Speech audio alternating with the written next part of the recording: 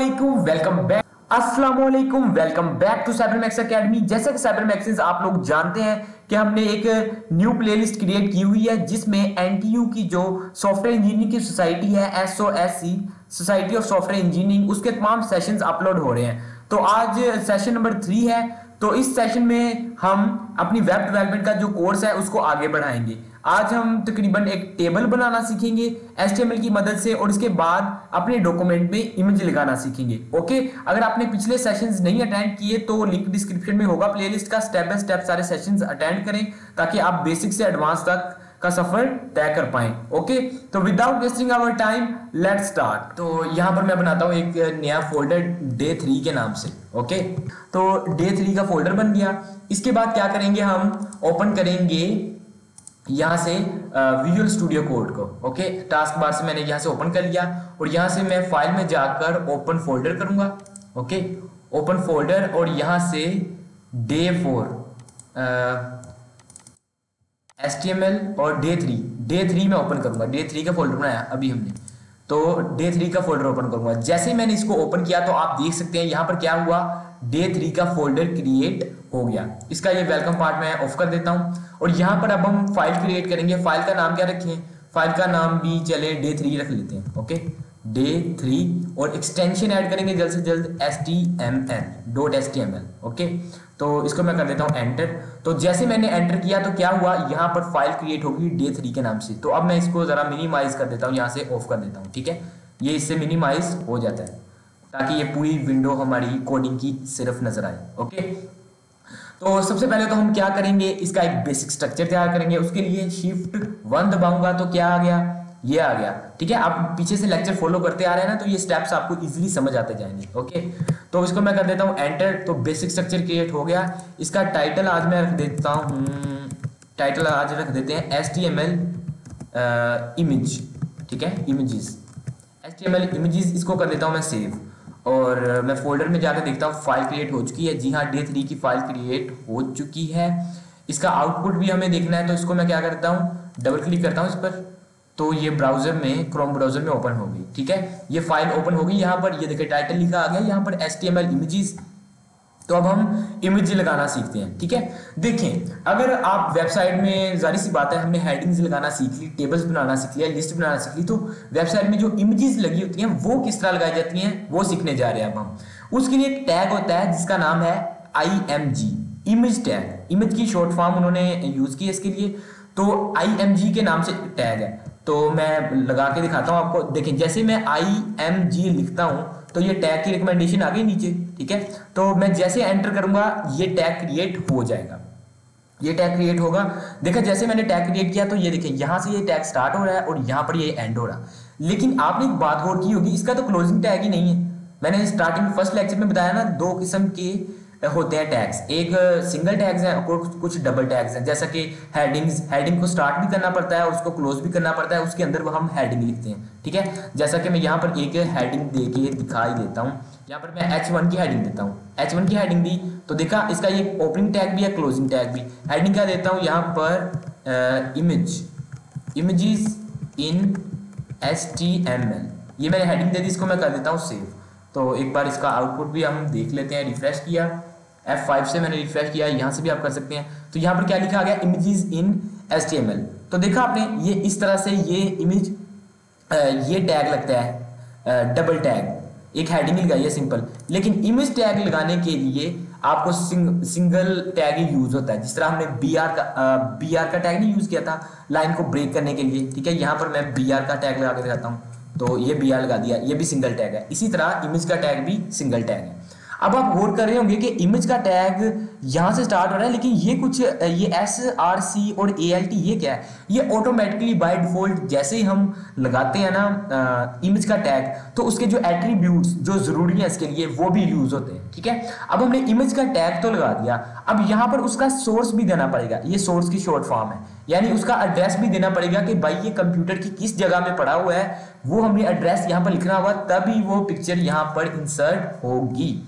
Okay, तो चलते हैं विंडो पर वापस। तो उसके लिए क्या करूंगा, जिस फोल्डर में हमने वो रखी हुई है ना, फाइल बनाई हुई है, उसी में मैं कुछ पिक्चर्स लेके आता हूँ। ठीक है, कुछ पिक्चर्स लेके आता हूँ। ये पिक्स कुछ पड़ी हुई है यहाँ पर, मैं यहाँ से चलें सारी उठाता हूँ यहाँ से। ओके, यहाँ से मैं इसको करता हूँ कॉपी और यहाँ पर day3 में यहाँ पर इसको कर देता हूँ पेस्ट।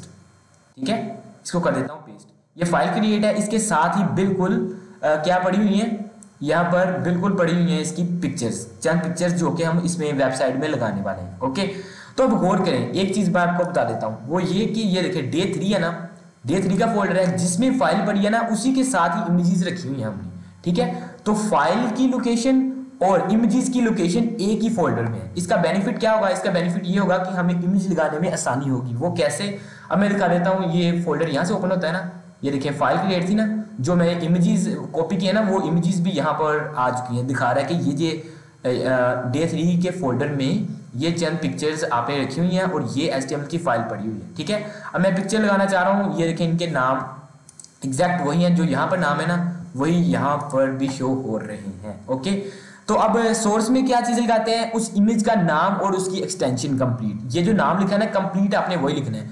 मिसाल के तौर पर यहाँ पर मैं कौन सी लगाता हूँ पिक्चर, NTU वाली लगाना चाह रहा हूँ, यही वाली NTU वाली।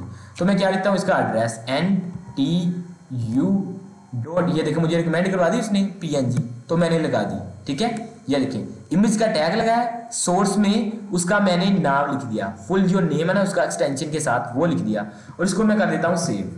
ठीक है, अब मैं दिखाता हूँ, अभी ऑल्ट इस एट्रीब्यूट को नहीं मैंने यूज किया, अभी सिर्फ सोर्स को यूज किया। तो देखते हैं क्या ये यहाँ पर इमेज लग चुकी है। तो मैं यहाँ पर लगाता हूँ रिफ्रेश, तो देखा आपने यहाँ पर वो इमेज लग चुकी है। ये देखें, यही थी ना NTU.png की इमेज, वो यहाँ पर मैंने एड्रेस दिया तो वेबसाइट में वो लग चुकी है। अब मैं दिखाता हूँ आपको ऑल्ट का यूज। अब ऑल्ट का यूज पता क्या आता है कि किसी तरह अगर वो फाइल वहां से मिस है, यानी वो इमेज फोल्डर में पड़ी नहीं हुई जिसका आपने एड्रेस दिया, या आपने एड्रेस ही गलत दे दिया है, तो इमेज का टैग लगा होगा तो वो उसकी जगह कुछ टेक्स्ट शो कर देगा, यानी ये बताने के लिए कि यहाँ पर इस तरह की इमेज पड़ी हुई थी। तो यहाँ पर NTU है ना, NTU का लोगो पड़ा हुआ है, तो मैं यहाँ पर लिख देता हूँ आल्ट में NTU लोगो। अगर किसी तरह कोई फाइल डैमेज हो जाए या इमेज वहाँ से है ही नहीं, वहाँ पर एड्रेस गलत दिया है, तो वहाँ पर NTU लोगो लिखा नजर आ जाए, ताकि पता चल जाए कि यहाँ पर एक इमेज इंसर्ट थी जिसका नाम था NTU लोगो। NTU लोगो की एक इमेज इंसर्ट थी बताने के लिए। ओके, रिफ्रेश करता हूँ, रिफ्रेश सेव करता हूँ उसको, और यहाँ पर मैं रिफ्रेश करता हूँ, कोई फर्क आता है? नहीं आता। क्यों? क्योंकि इमेज का एड्रेस बिल्कुल सही सेट है, तो सिंपल इमेज शो हो रही है। लेकिन अगर इमेज का हम एड्रेस खराब कर देते हैं, जैसा कि ये PNG है ना, इसको मैं PG कर देता हूँ, ठीक है, पूरा एड्रेस ही खराब कर दिया, इस नाम की कोई इमेज ही नहीं है, यहाँ से मैं इसको कर देता हूँ सेव। तो आप गौर करेंगे कि इमेज की जगह यहाँ पर सिर्फ उसका अल्टरनेट, ये ALT ऑल्टरनेट टेक्स्ट की शॉर्ट फॉर्म है। Okay, alternate text form. अब मैं इसको करता हूँ रिफ्रेश, तो ये देखिए, ये आपको लगा नजर आ रहा है, यहाँ पर क्या लिखा आ गया, NTU लोगो, और यहाँ पर छोटा सा इमेज का आइकॉन सा बन गया कि यहाँ पर एक इमेज लगी थी जो कि NTU लोगो के नाम से थी। ठीक है, तो इस तरह से हम करते हैं। इसको मैं कर देता हूँ यहाँ पर सेव। ओके, ये बात समझ आ गई। अब मैं आपको एक दो इमेज और इंसर्ट करके दिखाता हूँ और एक दो एट्रीब्यूट्स और बता देता हूँ। ठीक है, यहाँ पर मैं लगाता हूँ IMG का एक टैग लगाया। सोर्स में इस बार हम कोई और इमेज लगा लेते हैं, ये FA वाली या बायो वाली लगा लेते हैं। ठीक है, ये बायो वाली, जैसे मैं BIO लिखता हूँ तो ये देखिए रिकमेंडेशन आ गई मुझे बायो की। यहाँ पर मैं एंटर कर देता हूँ, सॉरी, मैं जैसे ही BIO लिखता हूँ तो इसको कंप्लीटली लिखना पड़ेगा मुझे, BIO.JPEG। ठीक है, bio. ये लिखा गया। ठीक है, bio.jpg, इसका मैंने लिख दिया एड्रेस। इसको मैं करता हूँ अब सेव, और अब देखते हैं कि क्या होता है। अब मैं करता हूँ रिफ्रेश। ओ, देखा आपने क्या हुआ, ये लोगो भी लगा हुआ है, ये पहली इमेज लगी हुई है, दूसरी इमेज यहाँ पर लगी हुई है। अब देखिए इस इमेज का जो एक्चुअल साइज है वो बहुत बड़ा है। ठीक है, ये जो पूरी इमेज लगी हुई है ना, ये एक्चुअल साइज इसका बहुत बड़ा है। अब हम देखते हैं कि इसका अगर साइज एडजस्ट करना हो तो वो कैसे करेंगे। ठीक है, सबसे पहले तो यहाँ पर बायो है ना, तो अल्टरनेट में यहाँ पर मैं लिख देता हूँ थंबनेल, ऐसे ही कि ये एक थंबनेल लगा हुआ है अल्टरनेट। अगर किसी तरह ये इमेज यहाँ से गायब हो जाए, चले मैं फिर से करके दिखाता हूँ। ये मैंने एड्रेस गलत किया, रिफ्रेश करता हूँ तो देखा यहाँ पर थंबनेल लिखा आ गया कि यहाँ पर एक थंबनेल की इमेज लगी हुई थी। तो मैं क्या करता हूँ, अब मैं यहाँ पर करता हूँ, इसको फिर से एड्रेस सही कर दिया। अब एट्रीब्यूट एक और यूज होता है हाइट का और विड्थ का, इमेज के टैग के अंदर ही। सबसे पहला सोर्स का, फिर ऑल्ट का, ऑल्टरनेट टेक्स्ट का, अब हाइट का। हाइट के लिए ये हाइट का एट्रीब्यूट। ठीक है, हाइट में रख देता हूँ मिसाल के तौर पर 100 पिक्सल। ठीक है। हाइट रख देता हूँ मैं, चले 125 पिक्सल रख देता हूँ। हाइट रख दी 125 पिक्सल, स्पेस देता हूँ, यहाँ पर विड्थ का एक और एट्रीब्यूट ऐड करता हूँ, वो रख देता हूँ मैं 200, ठीक है। Width 200 pixels and height 125 pixels. ये एग्जांपल के लिए रखी है, अपनी मर्जी है जो भी लिखना चाहें आप। और इसको कर देता हूँ मैं यहाँ से सेव। तो अब देखते हैं कि क्या ये जो यहाँ पर इमेज लगी हुई थी बड़ी सी, क्या उस पर कोई चेंज आया। तो रिफ्रेश करता हूँ, तो देखा आपने पहले ये इमेज यहाँ से लेकर यहाँ तक पूरी स्क्रीन ले रही थी, क्यों? क्योंकि उसकी रेजोल्यूशन तकरीबन हज़ारों में थी। तो अब मैंने उसकी रेजोल्यूशन 125 इसकी क्या कर दिया हाइट, और विड्थ क्या कर दिया 200 कर दिया। तो इस तरह से आप इसकी विड्थ सेट कर सकते हैं। ये NTU का लोगो लगा हुआ है, तो NTU के लोगो में भी हम जल्दी से जल्द हाइट ऐड करते हैं। 50 पिक्सल में इसकी हाइट रख देता हूँ, 50 हाइट रख दी, और इसके बाद विड्थ भी मैंने 50 रख देता हूँ। ओके, विड्थ भी मैंने क्या की 50 रख दी, सेव कर दिया, और मैं करता हूँ यहाँ से इसको रिफ्रेश। तो देखा आपने ये इसकी 50 हो गई। तो इस तरह से आप साइज वगैरह इंक्रीज कर सकते हैं। लेकिन आप गौर कर रहे होंगे कि ये इमेज के साथ इस तरफ इमेज लग रही है, मैं चाहता हूँ नीचे आए। तो सिंपल क्या करेंगे, इमेज और इस इमेज के दरमियान एक ब्रेक का टैग लगा दें। ब्रेक लाइन ब्रेक करने के लिए यूज होता है ना, तो BR का टैग लगा दें। यहाँ पर इसको मैं सेव करता हूँ, तो क्या होगा, रिफ्रेश किया तो क्या ये सेव हो गई, ठीक है। तो इस तरह से आप इमेज का टैग यूज कर सकते हैं। लेकिन ये तो हो गया कि इमेज क्या है, बिल्कुल इसके अंदर पड़ी हुई है। कहाँ पर, जहाँ पर ये फाइल पड़ी है ना, एग्जैक्ट उसी के साथ ही इमेजेस पड़ी हुई हैं। लेकिन अब मैं इसको कर देता हूँ, ये तस्वीरें कुछ डिलीट कर देता हूँ मैं। अब यहाँ पर मैं एक फोल्डर क्रिएट करता हूँ पिक्स के नाम से, ठीक है, पिक्स के नाम से, या जो भी आपने फोल्डर बना लें। तो इसको मैं कर देता हूँ यहाँ पर सेव, इसके अंदर कर दिया। अब क्या हुआ, अब ये Day3 का फोल्डर में फाइल तो पड़ी है, लेकिन उसके अंदर एक और फोल्डर बन गया। तो अब क्या एड्रेस हम फिर से वही रखेंगे? नहीं, हमें एड्रेस में चेंज करनी पड़ेगी। क्यों? क्योंकि वो एक और डायरेक्टरी के अंदर ऐड हो चुका है। डायरेक्टरी क्या है, फोल्डर ये होता है, तो उसका नाम क्या है, पिक्स। तो अब देखता हूँ मैं, अब मैं रिफ्रेश करके दिखाता हूँ। तो यहाँ से मैं इसको करता हूँ सेव, तो देखते हैं क्या इमेज शो हो रही है। यहाँ पर करता हूँ तो इमेज शो हो रही है, नहीं हो रही, क्यों? गायब हो गई यहाँ से, देखा आपने, गायब हो गई ना यहाँ से। अब एड्रेस में चेंज करनी पड़ेगी। अब इमेज जो हमने रखी है बाकी तो डिलीट कर दिए हैं, इसका नाम क्या है, BioJPG, ठीक है, BioJPG है ना। तो ये BioJPG वाली हम सिर्फ इमेज रखेंगे इस बार। इसको मैं कर देता हूँ कट। अब होगा चेंज, क्या होगी, सिंपल जो आपने नाम लिखा है ना वो नाम ही रहना है, बस उससे पहले ना आपने उस फोल्डर का नाम और स्लैश ऐड कर देनी। ये देखें पिक्स का फोल्डर यहाँ पर ऐड हो गया ना, वो बता रहे थे पिक्स के फोल्डर के अंदर बायो की ये JPG पड़ी हुई है। तो मैं सिंपल यहाँ पर कोडिंग में पिक्स लिखूंगा, इस फोल्डर का नाम पिक्स, और क्या कर दूंगा, स्लैश को ऐड, ठीक है। जैसे मैंने स्लैश को ऐड किया तो तब उसने एड्रेस पकड़ लिया कि हाँ यार ये पिक्स के फोल्डर के अंदर ये पड़ा हुआ है, ठीक है। इसको मैं कर देता हूँ यहाँ से सेव। अब मैं देखता हूँ रिफ्रेश करके, तो ये देखा इमेज वापस आ चुकी है। इसी तरह अगर फोल्डर के अंदर एक और फोल्डर बनाओ तो क्या करेंगे, सिंपल इस फोल्डर से पहले उस फोल्डर का नाम लिखेंगे। मिसाल के तौर पे इससे पहले इमेजेस का फोल्डर बना है, तो इसको मैं कर देता हूँ इमेजेस, ठीक है। इमेजेस के अंदर एक फोल्डर है पिक्स, उसके अंदर इमेज पड़ी हुई है। तो इस तरह से ये आपने एड्रेस लिखना है। लेकिन अगर फाइल के बिल्कुल साथ ही पड़ी हुई है इमेज, तो सिंपल आपने उसका नाम लिख देना है, तो वो इस तरह से फाइल सेव हो जाएगी। ओके गाइज जी, तो जैसा कि आपने देखा कि हमने HTML के अंदर, वेबसाइट के अंदर अपने इमेज को लगाना सीख लिया। ओके, अब हम जानेंगे कि जो टेबल, जिस तरह माइक्रोसॉफ्ट वर्ड वगैरह का टेबल होता है, तो वो जो टेबल ड्रॉ किया जाता है वेबसाइट के अंदर, वो किस तरह से ड्रॉ किया जाता है, किन टैग्स की मदद से किया जाता है, अब हम वो जानते हैं। तो without wasting our time let's start.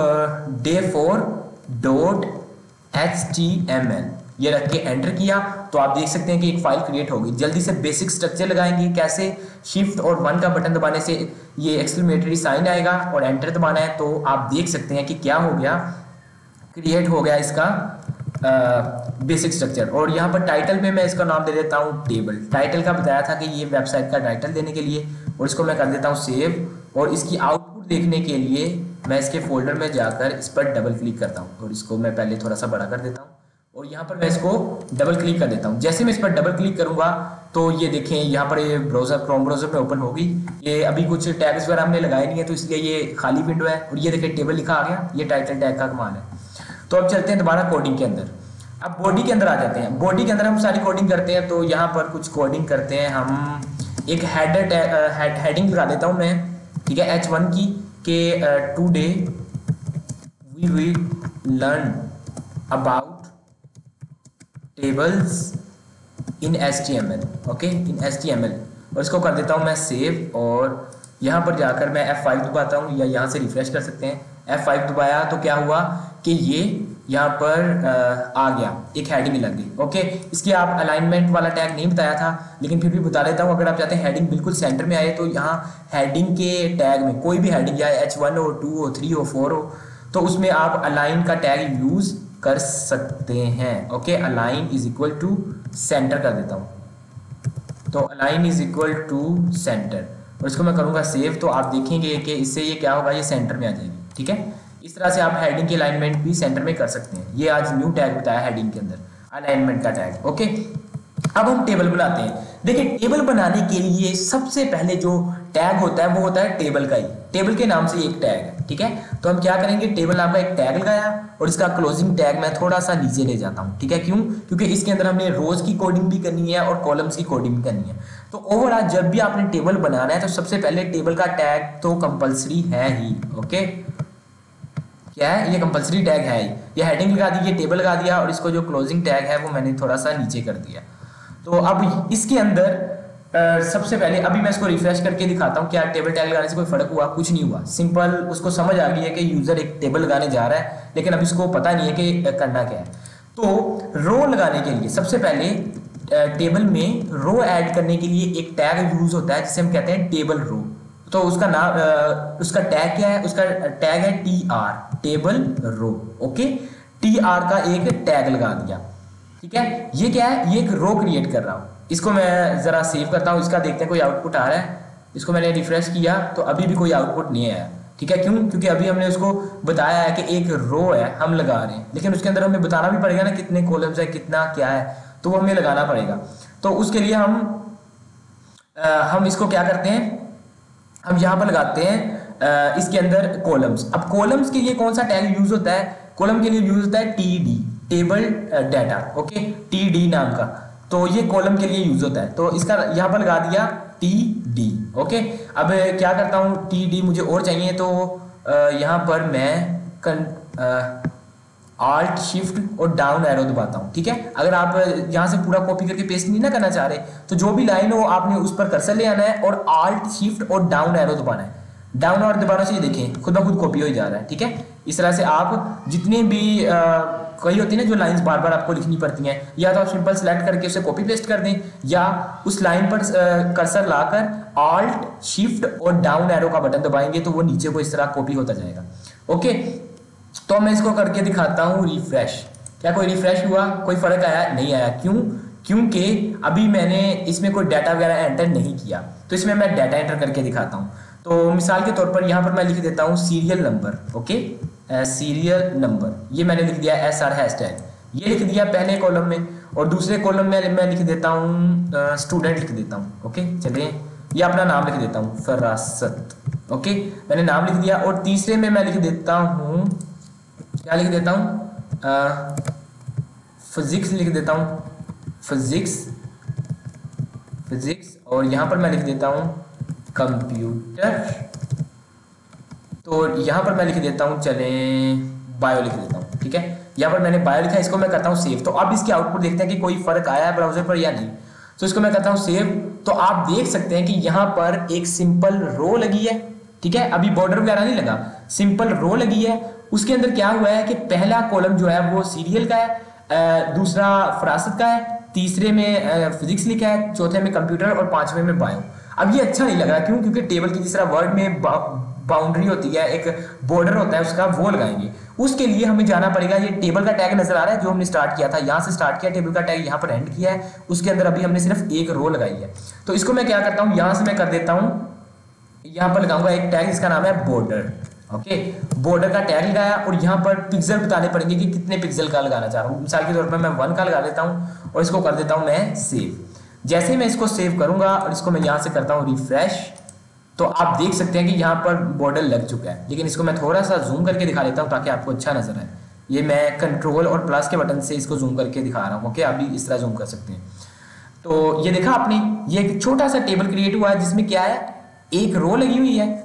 ये देखें, यहाँ पर कोडिंग भी दिखा देता हूँ। टी आर का एक टैग लगा है जो बता रहा है कि एक रो है, उसके अंदर कॉलम्स कितने हैं, ये 3 4 5 कॉलम है जिसमें मैंने ये डाटा एंटर किया है। ठीक है, इसको मैं क्या कर देता हूँ, यहाँ से बता रहा हूँ सिंपल अभी। ओके, तो यहाँ पर मैंने इसको रो ऐड कर दी। ठीक है, ये सिंपल आपको प्रोसीजर बताया कि किस तरह से आप एक रो ऐड करते हैं, कॉलम ऐड करते हैं। इसी तरह आप एक और रो ऐड करना चाह रहे हैं, तो मैं मिसाल के तौर पर चले इसको ही मैं क्या करता हूँ, कॉपी कर लेता हूँ ताकि हमें लिखना ना पड़े। इसको कंट्रोल सी करता हूँ। ठीक है, और उसके बाद क्या करता हूँ,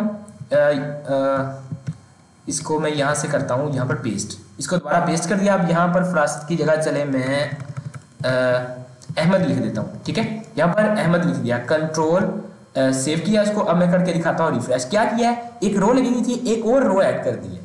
तो मैं यहाँ पर करता हूँ इसको सेव, यहाँ पर इसको करता हूँ रिफ्रेश। तो आप देख सकते हैं कि एक और रो ऐड हो गई है। उसमें कितने कॉलम है, 5 ही कॉलम है, क्योंकि उतने ही मैंने टीडी ऐड किए हुए हैं। बस ये फरासत की जगह अहमद लिखा गया। ठीक है, इस तरह से ये रो ऐड करता है, और ये क्या ऐड करता है, ये जो टीडी है ये एक कॉलम ऐड करता है। सबसे पहले हमें बताते हैं कि एक रो क्रिएट कर रहा हूँ, उसमें जितने भी कॉलम्स हो अपनी मर्जी है, 5 नहीं जितने मर्जी टीडी ऐड कर सकते हैं। ओके, तो ये आपको समझ आ गई कि ये रो कैसे ऐड करनी है और ये किस तरह से ऐड करना है। अब मैं आपको एक इसका प्रॉपर प्रोसीजर बताता हूं कि टेबल को अच्छी तरह से लिखा कैसे जाता है। ठीक है, इसका प्रॉपर प्रोसीजर क्या है कि जिस तरह ये ब्राउजर को सबसे अच्छी तरह समझ आए, और जब एसईओ क्या आती है, सिस्टम सर्च इंजन ऑप्टिमाइजेशन, यानी जब कोई सर्च करे तो हमारी जो वेबसाइट है वो अच्छी तरह पहचानी जाए, उसकी रैंकिंग अच्छी हो। तो उसके लिए ये तो मैंने सिंपल आपको बताया कि रो ऐड करते हैं, ये कॉलम ऐड करते हैं। लेकिन सबसे पहले टेबल जो होता है हमारा, उसमें क्या होता है। ठीक है, टेबल की एक हेडिंग होती है ना, जैसा कि ये टेबल है। अब मुझे क्या पता है ये किस चीज का टेबल है, तो यहाँ पर एक टेबल का कैप्शन लिखा होता है। कैप्शन क्या होता है, यानी टेबल ये किस चीज के बारे में है।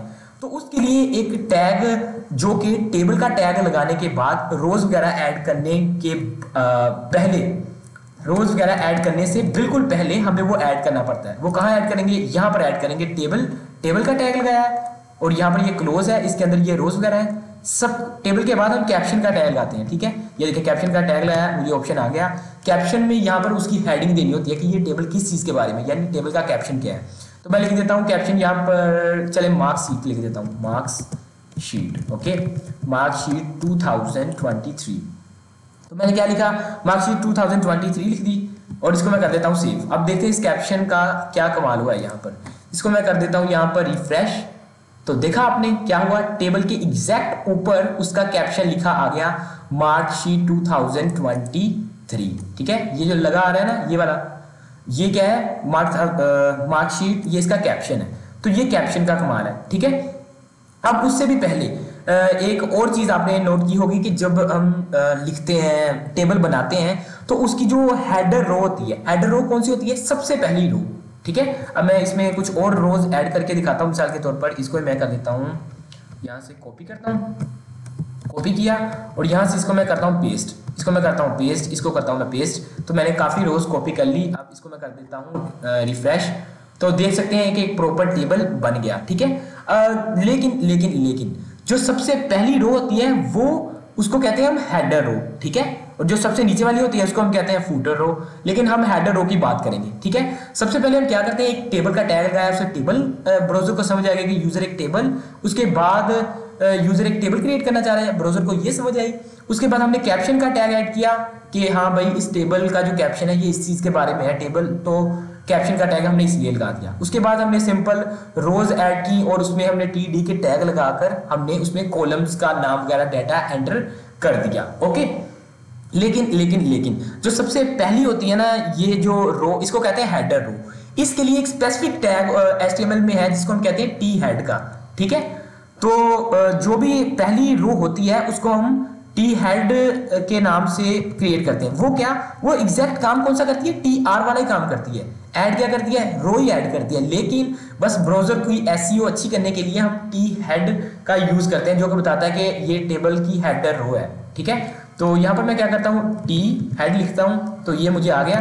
हेडर के अंदर मैं क्या करता हूँ, यहाँ पर ऐड क्या करनी है, अब जब TR बनाना है ना, TR ये सिंपल रो को रिप्रेजेंट कर रहा है। ठीक है, tr एक सिंपल रो को क्रिएट करता है, उसमें जो हम कॉलम्स बनाने होते हैं उसके लिए td का टैग यूज करते हैं। लेकिन जो t हेड होता है, हेडर रो क्रिएट करने के लिए इस्तेमाल होता है। इसकी जो कॉलम्स ऐड करने के लिए उसके लिए td का वर्ड नहीं होता, उसके लिए होता है th का, ठीक है, th का यूज होता है जो कि रो हेड को रिप्रेजेंट कर रहा है, th का।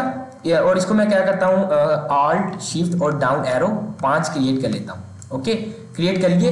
अब यहाँ पर मैं क्या करता हूँ, यहाँ पर मैं कर देता हूँ सीरियल नंबर ही लिख देता हूँ मिसाल के तौर पर। चलें, सीरियल नंबर, और यहाँ पर मैं लिख देता हूँ नेम लिख दिया। और यहाँ पर मैं क्या करता हूँ, यहाँ पर मैं लिख देता हूँ सब्जेक्ट्स।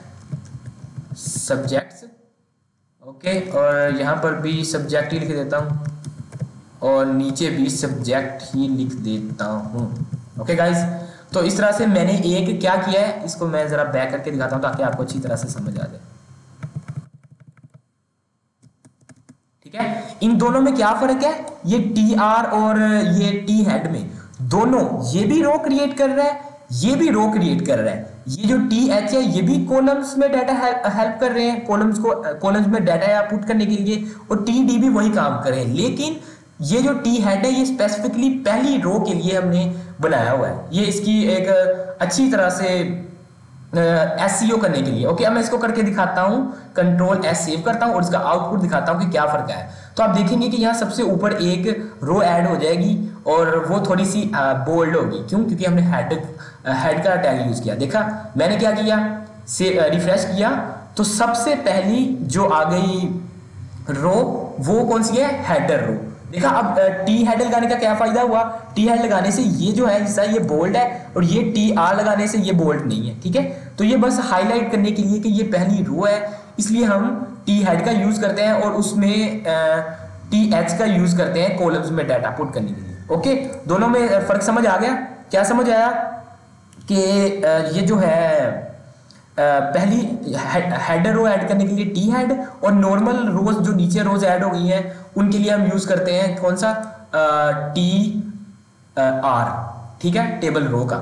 अब देखिए, अब थोड़ी सी SEO अच्छी और करने के लिए, बताने के लिए, जिस तरह हमने ये नहीं SEO अच्छी करने के लिए सबसे पहले हम हेडर के अंदर हम ये टाइटल पैनल लगाते हैं, फिर बॉडी के टैग के अंदर हम सारी कोडिंग करते हैं। इसी तरह जब टेबल ड्रॉ करते हैं तो टेबल का सबसे पहले हमने हेडर रो ऐड करते हैं, फिर उसके बाद टेबल बॉडी का टैग यूज करते हैं। ठीक है, उससे क्या आउटपुट पर तो कोई फर्क नहीं आएगी, लेकिन उसकी कोडिंग जो है वो थोड़ी एडवांस हो जाएगी, ब्राउजर अच्छी तरह से समझेगा। तो हम लगाते हैं यहाँ पर टी बॉडी का टैग। ठीक है, टी बॉडी का टैग कब लगाना है, जैसे आपने हेडर रो ऐड कर दी उसके बाद टी बॉडी का ऐड लगाना है। यहां से मैं क्या करता हूं, उसको कॉपी कट करता हूं और जहां पर इसकी बॉडी खत्म हो रही है, यानी ये यहाँ पर रोज खत्म हो रही है ना, तो यहाँ इसके नीचे मैं लगा लेता हूँ, यहाँ पर टी बॉडी क्लोज कर दिया। ठीक है, अब मैं करके दिखाता हूँ इसको रिफ्रेश, कोई फर्क आया इस पर तो कोई फर्क नहीं आएगा, लेकिन क्या, इसकी SEO अच्छी करने के लिए। ठीक है, इसलिए ये पहले स्टार्टिंग पर मैंने इसलिए नहीं बताया ताकि आपको सिंपल रोज लगाने आ जाए और सिंपल कॉलम्स लगाना आ जाए। उसके बाद मैं टेबल हेड का आपको बताया और कैप्शन का भी बताया कि कैप्शन किस तरह से लगाना है। ओके, ये बात समझ आ गई आपको कि किस तरह से ये जो है आप एक टेबल क्रिएट करते हैं। एक बार दोबारा रिवाइज कर देता हूं। सबसे पहले टेबल का आपने लगाना है टैग और उसको क्या करना है, क्लोज कर देना है, कर दिया। उसके बाद आपने कैप्शन का टैग लगाकर उसकी कैप्शन लगा देना है। अगर टेबल का कैप्शन लगाना है तो आपकी मर्जी, अगर नहीं भी लगाते तो कोई फर्क नहीं पड़ता इससे।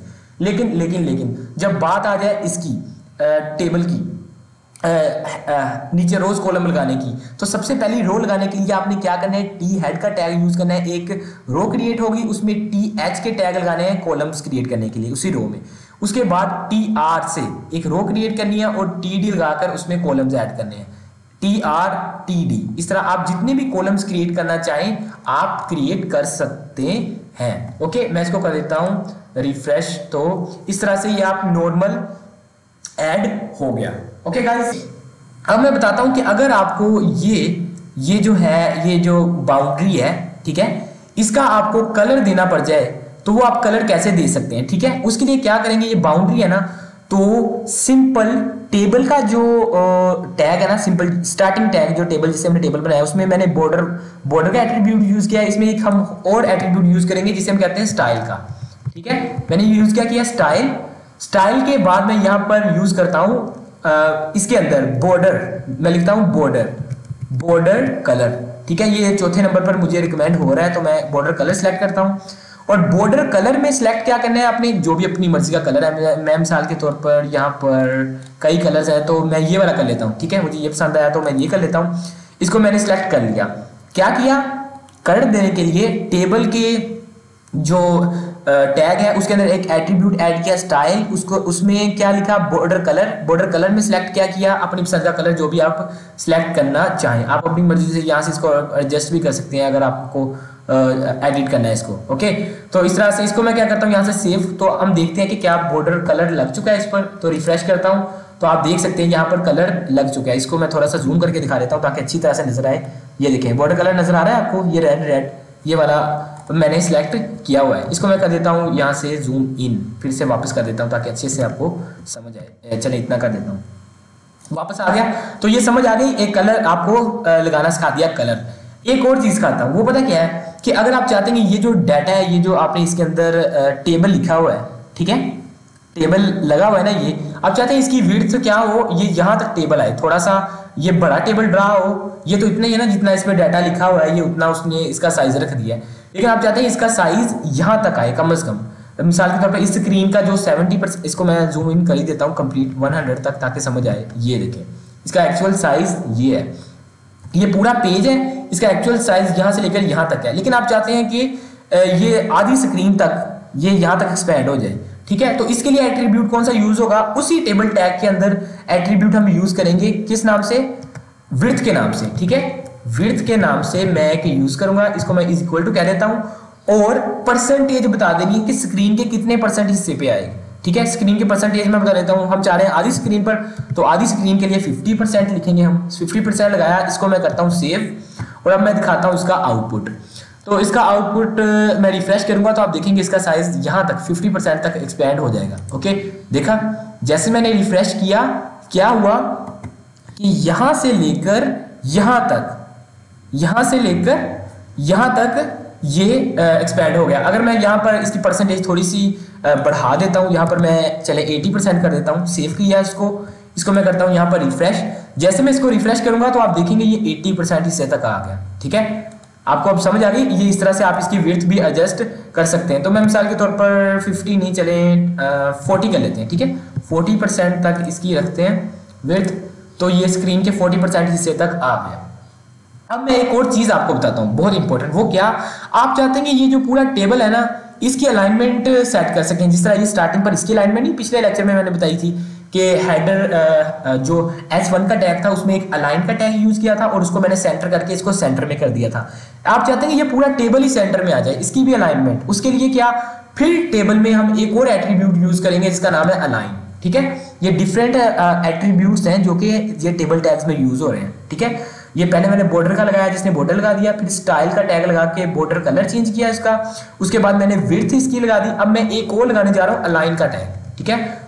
किसका, अलाइन का। अलाइन सेंटर कर देते हैं, चले, ठीक है। चले सेंटर कर दिया, इसको मैं करता हूँ क्या करता हूँ, रिफ्रेश करता हूँ। आप एक और बात गौर कर रहे होंगे कि ये पूरी स्क्रीन से बाहर आ रही है, ये कोडिंग बैक जा रही है, तो इसको मैं यहाँ से ये क्लोज कर देता हूँ ताकि पूरी स्क्रीन आपको नजर आए, ठीक है। ये बस फोल्डर देखने के लिए इस्तेमाल होता है ना, आपको पहले लेक्चर में बताया था। तो इसको क्लोज कर दिया ताकि ये पूरा आपको टैग, ये टेबल, अभी तक ना हम इसी टैग में सारी एडिटिंग कर रहे हैं, इसमें काफ़ी एडिशन कर रहे हैं। अलाइन सेंटर किया, इसको करता हूँ सेव और देखते हैं कि क्या ये सेंटर में अलाइन होता है। रिफ्रेश किया तो आप देख सकते हैं कि ये सेंटर में अलाइन हो गया। आई थिंक इसको आप बाय डिफॉल्ट ये लेफ्ट पर होता है अलाइन, आप इसको राइट करके देखें। राइट सेट किया, इसको मैं करता हूँ रिफ्रेश, तो देखा ये स्क्रीन के राइट पर चला गया। लेकिन अगर आपने लेफ्ट लिखना है तो लिख लें, अदरवाइज अगर आप नहीं भी अलाइन का टैग यूज करते हैं तो बाय डिफॉल्ट जैसे कि स्टार्टिंग पर ये लेफ्ट पर था तो लेफ्ट पर ही रहेगा। चलिए रिफ्रेश कर देता हूँ, लेफ्ट का टैग भी यूज कर सकते हैं, ओके। ये तो हो गई कि टेबल की अलाइनमेंट, के टेबल की पोजीशन को आप वेबसाइट के कौन से हिस्से पर रखना चाह रहे हैं, लेफ्ट, राइट या सेंटर। अब इसका ये जो कॉलम्स में डाटा पड़ा हुआ है, आप इसकी अलाइनमेंट कैसे करेंगे, अब ये जानते हैं, ठीक है। क्या है कि ये पहले, ये कौन सी रो है, ये पहली रो है, ये दूसरी रो है, ये तीसरी रो है, ये चौथी है, ये पांचवी है और ये छठी है। आप चाहते हैं कि इसके अंदर ये जो सेकंड रो है ना, ये SR फरासत के नाम से, जिसमें फरासत है, फिजिक्स है, कंप्यूटर है, बायो है, तो क्या हो इसका ये जो अलाइनमेंट है ना, ये ऐसा जिस तरह ये हेडर में है ना, हेडर में आई थिंक बाय डिफॉल्ट ये सेंटर में अलाइनमेंट है इसका डाटा। अब चाहते हैं कि जिस तरह ये नहीं डिस्टेंस बराबर सेल्स का, इसको मैं थोड़ा सा जूम कर देता हूँ। चले मैं इसको जूम इन 100% कर देते हैं, ठीक है, जूम इन, ठीक है। इसकी जो अलाइनमेंट है ये तकरीबन आपको सेंटर में ही नजर आ रही होगी। ये क्यों? क्योंकि जैसे ही हमने वो हेडर टैग लगाया ना, आमतौर पर इसकी अलाइनमेंट सेंटर ही होती है। आप 80% करेंगे तब भी सेंटर में रहेगा हेडर की, इसकी अलाइनमेंट सेट करने की जरूरत नहीं है। लेकिन जो बाकी सादा होती है ना TR वाली, उसकी अलाइनमेंट आपको सेट करनी चाहती है। आप चाहते हैं फरासत भी इस तरह सेंटर में आए, फिजिक्स भी, ये भी। तो हम क्या करेंगे, किस में चेंज करना चाह रहे हैं? हम यूज करना चाह रहे हैं रो में। तो कौन सी रो में? फरासत वाली रो कौन सी है? ये वाली रो है, ये नजर आ रही है, ये देखें, जिसमें फरासत वाला डाटा एंटर है, ये TR का यहाँ पर लगा हुआ है। तो हम जिस तरह ये टेबल में नहीं एट्रीब्यूट ऐड करते हैं, इसी तरह आप स्पेसिफिकली किसी भी रो में भी एट्रीब्यूट ऐड कर सकते हैं। उसको क्या कह सकते हैं? अलाइन का एट्रीब्यूट यूज करके इसको मैं कर देता हूँ सेंटर। क्या करूंगा? अभी मैंने सब में नहीं की। अगर आप टेबल में यूज करते हैं आप एट्रीब्यूट, तो वो ओवरऑल टेबल पर अप्लाई होता है। अगर आप स्पेसिफिकली रोज में कोई एडिटिंग करना चाह रहे हैं तो वो भी आप इस तरह से कर सकते हैं। ये देखें क्या हो गया, TR अलाइन सेंटर। तो कौन सा है? TR सेकंड रो है, ये सेकंड रो ही है ना, आपको याद होगा। चले मैं सीरियल नंबर की जगह ना यहाँ पर S2 लिख देता हूँ, ताकि आपको याद रहे कि इसमें हमने 2 ऐड किया, वहां पर भी 2 पहुंच जाएगा। और बाकी अभी ये नीचे जो है ना अहमद वाला TR, ये ना दूसरी अहमद वाली TR, इसको भी मैंने ऐड नहीं किया, इसमें कोई एट्रीब्यूट ऐड किया, ये सिर्फ स्पेसिफिकली सेकंड रो में ही ऐड किया है, ठीक है। अब मैं इसका आउटपुट दिखाता हूँ आपको, करता हूँ मैं रिफ्रेश। देखा, जैसे मैंने रिफ्रेश किया यहाँ पर क्या आ गया 2, जो कि मैंने अभी एडिट किया, सीरियल नंबर की मैंने 2 लिख दिया था। और अलाइनमेंट देखें, सबकी सेंटर हो गई, ठीक है। इस तरह से आप किसी भी रो की अलाइनमेंट कर सकते हैं। आपको ये क्या करना है, ये अलाइन वाला टैग, चले मैं यहाँ से कॉपी करके पेस्ट कर देता हूँ। यहाँ से कॉपी करके हर रो में यहाँ पर मैं ये पेस्ट कर देता हूँ। सिर्फ स्टार्टिंग टैग में ऐड करना है, एंडिंग टैग को कुछ नहीं कहना, ठीक है। स्टार्टिंग टैग में, रो के स्टार्टिंग टैग में यहाँ पर मैं ऐड करता जा रहा हूँ, ऐड कर दिया। इसको मैं करता हूँ क्या, सेव। जैसे मैंने इसको सेव किया और इसको मैं कर देता हूँ रिफ्रेश, तो देखेंगे सारी अलाइनमेंट सेंटर में हो जाएगी।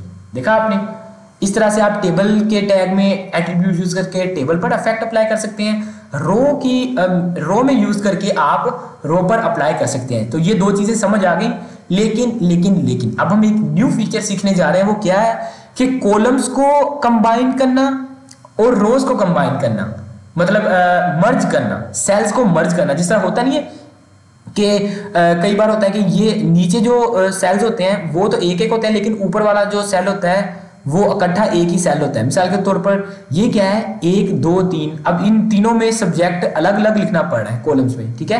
ये तीसरे कॉलम में मुझे सब्जेक्ट अलग लिखना पड़ा है, इसमें अलग लिखना पड़ा है और इसमें फिर अलग लिखना पड़ा है। तो क्यों ना ये सिर्फ एक ही सेल हो जिसमें सिर्फ एक ही सब्जेक्ट लिखा हो, खुद ब खुद समझ आएगा ये तीनों में एक ही है। तो उसके लिए क्या करना पड़ेगा हमें, ये इस कॉलम को और इस कॉलम को पहली रो के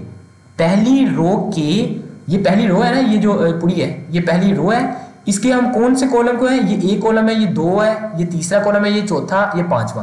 पहली रो के 5 कॉलम है जिसमें हम ये तीसरा, चौथा और पांचवा कॉलम कंबाइन करना चाह रहे हैं, तो मर्ज करना चाह रहे हैं। तो वो कॉलम मर्ज किस तरह से किए जाते हैं, अब उसकी कोडिंग मैं आपको बताता हूँ। क्या करेंगे उसके लिए सबसे पहले कौन सी चीज को कंबाइन करना है, पहली रो, कौन सी, हेडर रो है ना, हेडर रो। तो हेडर रो में हम कुछ एडिटिंग करेंगे। तो सबसे पहले ये देखिए हेडर रो वाला ऑप्शन आ गया, टी हेड, ये हेडर रो बनाने के लिए इस्तेमाल किया था ना। हम चाह रहे हैं ये जो सब्जेक्ट है, ये वाला कॉलम और ये वाला कॉलम क्या हो, ये हो जाए, मर्ज हो जाए।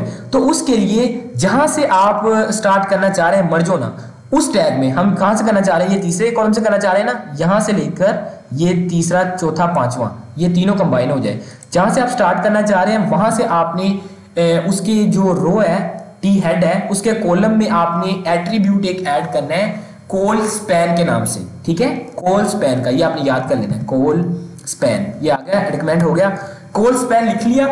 अब वो पूछेगा कि नंबर बताना होगा कि आप कितने कॉलम्स को करना चाह रहे हैं कंबाइन, कितने कॉलम्स हैं, ये 1 कॉलम है, ये 2 कॉलम है, 3 कॉलम है ना ओवरऑल। तो हम यहाँ पर क्या लिखूंगा मैं, यहाँ पर 3, कौन से 3 कॉलम्स, इसको मैं क्या कर देता हूँ, कंट्रोल एस कर देता हूँ, कंट्रोल एस कर दिया।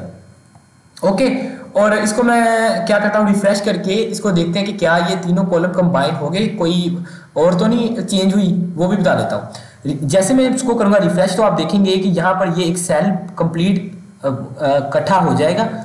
रिफ्रेश करता हूँ तो देखा आपने क्या हुआ। इसको मैं थोड़ा सा जूम करके दिखाता हूँ। अब क्या हुआ, कॉल स्पैन लगाने से ये वाला कॉलम, इसके ऊपर जो कॉलम था, इसके ऊपर जो कॉलम था, इसके ऊपर जो कॉलम था, वो तीनों इकट्ठे हो गए। लेकिन क्या हुआ, लेकिन ये जो कॉलम था और ये जो कॉलम था, ये तो आगे को बढ़ गया। क्यों? क्योंकि हमें इसे खत्म कर देना चाहिए। खत्म क्यों करना है? क्योंकि हमने इस कॉलम को 3 कॉलम तक तो एक्सपेंड कर दिया है। इस कॉलम को, ये देखें, इस कॉलम को, ये वाला कॉलम है ना, हमने इसको 3 कॉलम तक एक्सपेंड कर दिया है, यानी मर्ज कर दिया है। लेकिन ये यहाँ पर लगे हुए हैं। तो जब आपने अगली चीजों को एक्सपेंड करना है ना, जहां तक एक्सपेंड करना है उससे अगले वाले कॉलम्स आपने रिमूव कर देने।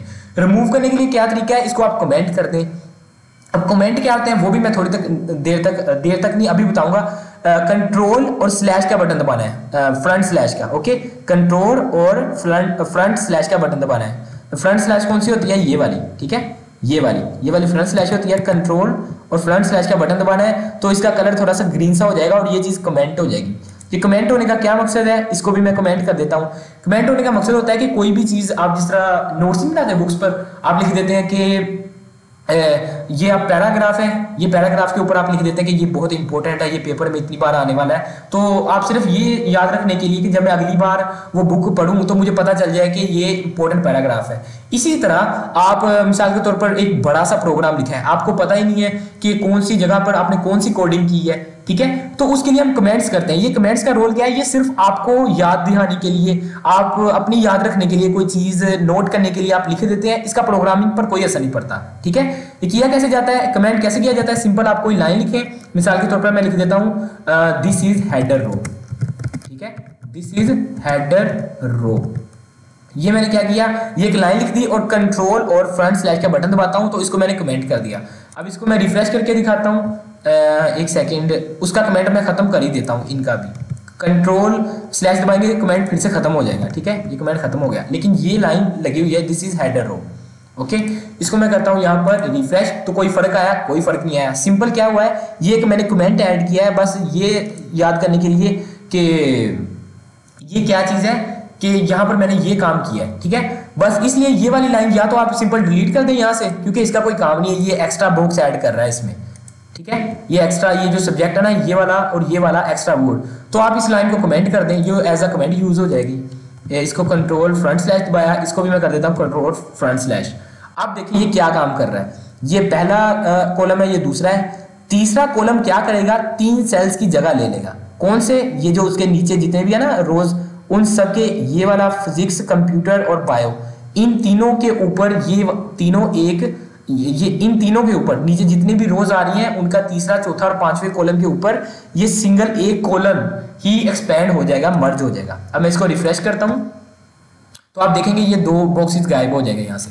इसको मैंने रिफ्रेश किया तो आई थिंक मैंने सेव नहीं किया, इसको मैं सेव करके दिखाता हूँ। यहाँ से सेव किया, ये सेव करना बहुत जरूरी है, अदरवाइज ये सारा खराब हो जाएगा आपका। ओके, इसको मैं क्या करता हूँ, यहाँ से कंट्रोल F5, तो देखा आपने क्या हुआ, वो 2 बॉक्सेस गायब हो गए, ठीक है। इसी तरह आप, अब मैं इसको मैं फिर से कर देता हूँ, कमेंट खत्म कर देता हूँ, तो ये बॉक्सेस फिर से ऐड हो जाएंगे। जब भी आपने कोई कॉल स्पैन यूज करना है ना, मिसाल के तौर पर, अब मैं कर देता हूँ, क्या करता हूँ, चले यहाँ पर 2 कर देता हूँ, ठीक है। 2 करने से क्या होगा, एक बजाते खुद ये एक कॉलम और इससे अगले वाला कॉलम, अब ये सिर्फ 2 को मर्ज करेगा। अब मैंने 3 किया ना, जब 3 को मर्ज किया था तो क्या हुआ था, ये 2 बॉक्सेस बाहर आ गए थे। क्यों? क्योंकि उनका कोई काम नहीं था। अब मैं 2 को मर्ज करूंगा तो ये फिजिक्स और कंप्यूटर वाला इतना कॉलम हो जाएगा, मर्ज बाकी नहीं होगा। इसको मैं करता हूँ रिफ्रेश, इसको फिर से सेव करना भूल गया, इसको मैं करता हूँ सेव और यहाँ से करता हूँ रिफ्रेश। जैसे मैं इसको रिफ्रेश करूंगा तो देखें क्या हुआ, उसने कॉल स्पैन टूल लगाया था ना, एक ये मर्ज कर दिया और एक ये मर्ज किया। जब मैंने 3 किया था तो क्या किया था, उसने इस बॉक्स को, ये वाले 2, ये वाला बॉक्स जो है, इसको और इसको आगे खिसका दिया था और ये वाला जो है इसको यहां तक रख लिया था, मतलब इसको यहां तक मर्ज कर दिया था। ठीक है। इसलिए हम क्या करते हैं कि जितना भी हम कॉलम्स मर्ज करते हैं ना, उससे अगले जो कॉलम्स होते हैं या तो उसको डिलीट कर देते हैं या कमेंट कर देते हैं। तो अब मैंने 2 किया ना, अब मैं इसको एक कर देता हूँ मर्ज, क्योंकि एक ही आगे जा रहा है। इसको मैं क्या करता हूँ, कंट्रोल और फ्रंट स्लैश से इसको कमेंट कर दिया और ये 2 इकट्ठे हो जाएंगे। इसको मैं करता हूँ सेव, और सेव करने के बाद यहाँ पर करता हूँ रिफ्रेश। देखा आपने, ये कॉल स्पैन इस तरह से काम करता है कि आप चाहे तो इस तरह इसमें भी कर सकते हैं। ठीक है, मिसाल के तौर पर मैं चाह रहा हूँ कि ये जो तीसरी रो है ना, चले दूसरी रो लगा लें, ये अहमद वाली, इसमें फिजिक्स और कंप्यूटर का इकट्ठा हो जाए। ठीक है, तो मैं क्या करूँगा, पहले मैं अहमद वाली रो ढूंढूंगा। अहमद वाली रो कौन सी है, ये देखें, ये फरासत वाली रो है। ये वाली जो रो है ये अहमद वाली है। अहमद में मैं क्या चाह रहा हूँ, ये फिजिक्स और कंप्यूटर का इकट्ठा हो जाए, यानी यहाँ पर कुछ और लिखा आ जाए। तो मैं क्या करूँगा, फिजिक्स में लगाऊंगा कॉल स्पैन। कॉल स्पैन लगाया और इसके बाद यहाँ पर कौन 2 करना चाह रहा हूँ ना, एक बजाते खुद ऐड होगा और एक ये, तो यहाँ पर मैं लगाता हूँ कॉल स्पैन 2 का। और क्या करूँगा, अगर मैं इसको रिमूव नहीं करूँगा तो क्या होगा, ये बायो वाला आगे को खिसक जाएगा, यानी जिस तरह एक बॉक्स एक्स्ट्रा नहीं हो जाता था। तो जो भी आपने मर्ज करना है, आपने उससे जितने भी मर्ज किए हैं ना, जितनी नंबरिंग दी है उतने कॉलम्स आपने आगे मर्ज कर देने। तो इसको मैं कर देता हूँ कमेंट, इसको क्या किया, सेव। तो अब देखते हैं कि क्या फ़र्क आएगा। ये अहमद वाले में ये कंबाइन हो जाता है, तो रिफ्रेश करता हूँ तो देखें, ठीक है, अब ये मर्ज हो गया।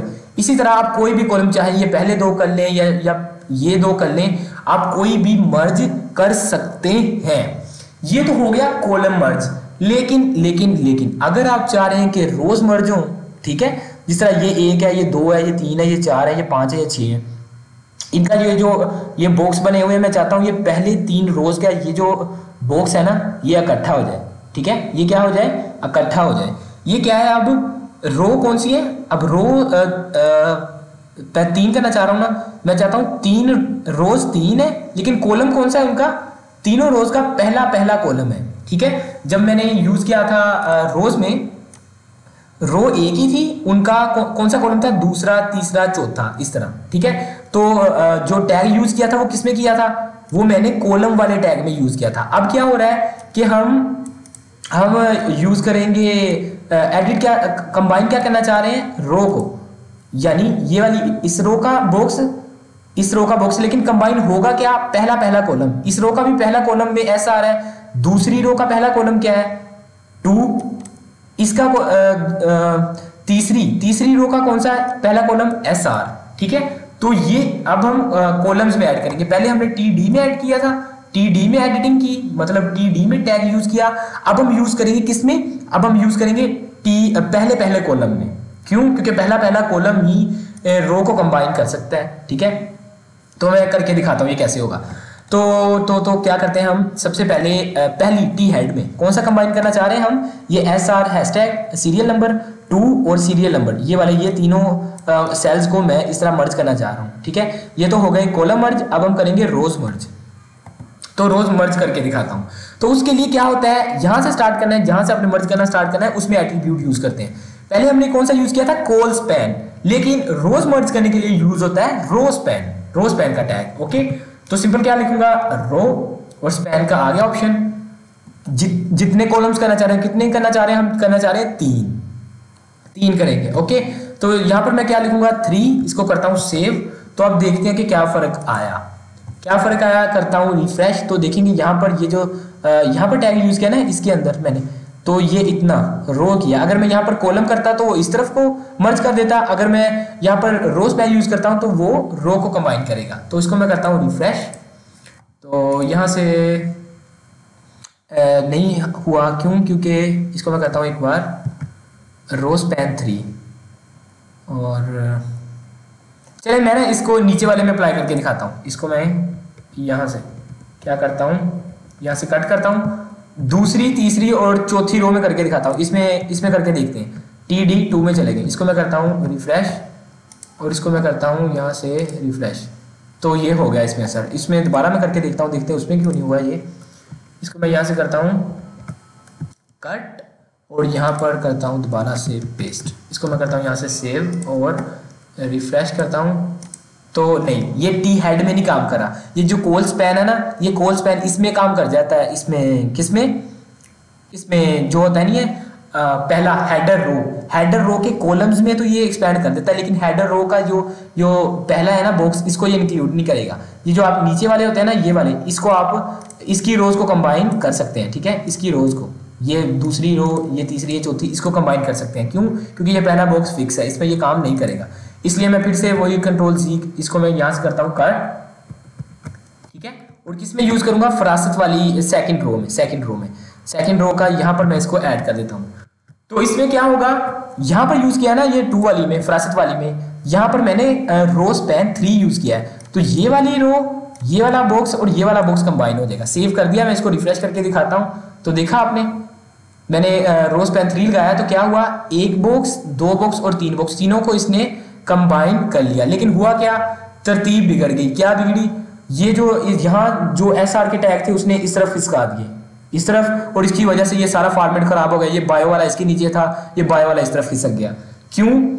क्योंकि जिस तरह हमने कॉल स्पैन में जब कोई कॉलम मर्ज करने हैं तो उससे अगले कॉलम्स को हमने कमेंट करते हैं ताकि वो खत्म हो जाए, या डिलीट कर दें या कमेंट कर दें।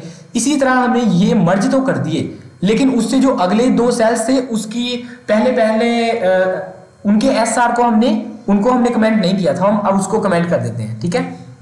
हमने क्या किया है, यहाँ पर ये इसमें ये 2 वाले में रो स्पैन यूज किया, जिसने क्या किया, ये अगली रो के पहले कॉलम को, अगली रो के पहले एलिमेंट को, इसको, ठीक है, इसको उसने मर्ज किया और इसको मर्ज किया। लेकिन क्या हुआ कि वो फॉर्मेट खराब हो गया। तो हम इसको कमेंट कर देते हैं और अगली रो के इसको कमेंट कर देते हैं, ठीक है।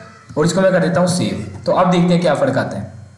इसको मैंने जैसे ही सेव किया, देखा फॉर्मेट सही हो गया। जो एसआर यहाँ पर इस तरफ खिसक गए थे और बायो आगे को खिसक गया था, अब वो वापस आ चुके हैं क्योंकि हमने कमेंट कर दिया। ओके, तो आपको समझ आ गई। जब आपने कॉल स्पैन यूज करना है तो आपने कॉलम्स में यूज करना है और उससे अगले कॉलम्स को आपने कमेंट कर देना है ताकि फॉर्मेट खराब ना हो। लेकिन जब आपने रो कंबाइन करनी है तो आप उसके पहली रो में या जोन सी भी रो में, जरूरी नहीं है कि मैं उसी रो को ही कंबाइन करूं। मैं मिसाल के तौर पर चाह रहा हूं कि ये जो बायो वाली है ना, चलिए मैं ये लास्ट दिखा देता हूं, उसके बाद ये लेक्चर खत्म करते हैं। अब ये पहले मैं तो अप्लाई कर दिया, लेकिन मैं चाह रहा हूँ ये बायो वाले, ये वाली जो है, ये वाले ये हो जाए। तो क्या करूंगा, मैं बायो वाले में जाकर यहाँ पर रो स्पैन लगाऊंगा। 3 करना चाह रहा हूँ ना, चलिए मैं 5 ही कर देता हूँ। पांचों के पांचों का एक ही मैं चाहता हूँ ये रो मर्ज हो जाएगी, ये वाली रो। तो इसको मैं करके दिखाता हूँ मर्ज कैसे करेंगे। तो इसके लिए क्या करेंगे, हम बायो वाला पहले ढूंढें। सबसे पहला बायो का यूज हो रहा है ये यहाँ पर फरासत वाली रो में लास्ट पर बायो यूज हो रहा है। यहाँ पर मैं लगाता हूँ row span. Okay, row span क्या 5 बॉक्सेस हैं तो मैं लगाऊंगा 5। इसको मैं करता हूँ रिफ्रेश, तो इसका आउटपुट दिखाता हूँ। तो रिफ्रेश किया, देखा ये क्रिएट तो हो गया, लेकिन क्या किया हमने, इनको कमेंट नहीं किया था। बाकी जितने भी बायो है ना उन सब को आपने कमेंट कर देना। मिसाल के तौर पर ये 3rd रो के इसको मैं कर देता हूँ कमेंट, इसको भी मैं कर देता हूँ कमेंट, और इसको भी कंट्रोल और फ्रंट स्लैश से कर रहा हूँ। ये याद रखना है आपने, ठीक है। क्यों करते हैं, ताकि आपको याद रहे। लेकिन वैसे आप किसी कोड को आप चाह रहे हैं कि दोबारा यूज करना चाह रहे हैं तो उसको दोबारा अनकमेंट कर सकते हैं। दोबारा कंट्रोल दबाएं, दोबारा अनकमेंट हो जाएगा, फिर कमेंट हो जाएगा। तो इसको मैं कर सकता हूँ। आप डिलीट भी करना चाहे तो कर सकते हैं, लेकिन कमेंट वाला ऑप्शन अच्छा है ताकि आप बार बार यूज कर सकें, ठीक है। अब मैंने क्या कर दिया, ये इन तमाम बॉक्सेस को कमेंट कर दिया। इसको मैं रिफ्रेश करता तो अब देखिए क्या हुआ।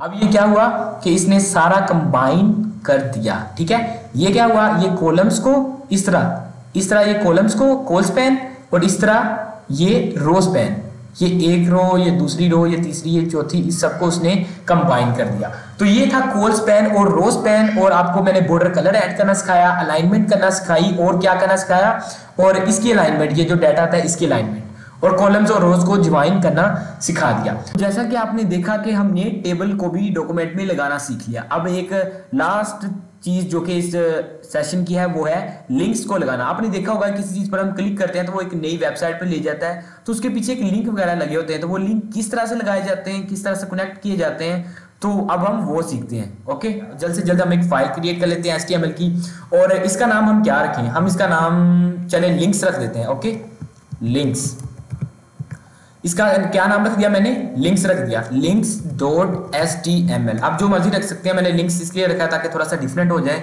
बाकी फाइल्स को भी मैंने ऐड करना है, तो उससे मैं जरा आपको डिफरेंट दिखाना चाह रहा हूँ इसको, ताकि इजीली एक्सेसिबल हो ये। ठीक है। links.html की फाइल क्रिएट की, इसको मैंने किया एंटर, तो यहाँ पर वो क्रिएट हो गया। जल्द से जल्द हम बेसिक स्ट्रक्चर क्रिएट करते हैं। बेसिक स्ट्रक्चर किस तरह से क्रिएट करते हैं, शिफ्ट और 1 का बटन दबाने से एक्सक्लेमेटरी साइन और फिर एंटर दबाएंगे तो आप देख सकते हैं कि क्या हुआ कि एक बेसिक स्ट्रक्चर क्रिएट हो गया।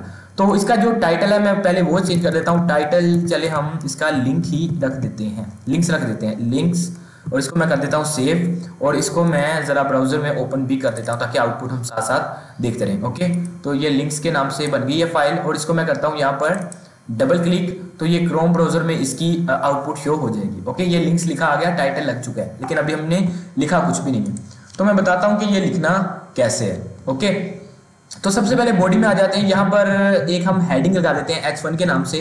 ओके, और इसमें लिखते हैं HTML लिंक्स। HTML लिंक्स, और इसको मैं कर देता हूँ यहाँ से सेव। अब सेव कर दिया। अब मैं यहाँ पर एक बताता हूँ कि एक सिंगल लाइन लिखी हो वो किस तरह से नजर आती है, और अगर किसी वर्ड पर अगर सिंगल वर्ड लिखूं वो किस तरह से नजर आता है, या एक सिंगल वर्ड जिस पर लिंक लगा हुआ है वो किस तरह से नजर आता है। ओके, तो मैं क्या करता हूँ, मैं करता हूँ यहाँ पर एक चले P का टैग लगाकर लिख देता हूँ NTU website. Okay, NTU website, चलिए मैंने NTU वेबसाइट लिख दिया, और इसको मैं कर देता हूँ यहाँ से सेव। तो इसका मैं आउटपुट देखता हूँ, यहाँ पर मैं रिफ्रेश करता हूँ तो देख सकते हैं कि इसके आउटपुट में ये एक हेडिंग लग गई, और सिंपल ये क्या है, एक NTU वेबसाइट वर्ड लिखा गया। ओके, अब मैं NTU ये कैपिटल में लिख देता हूँ, अच्छा लगेगा। ओके, NTU लिख दिया।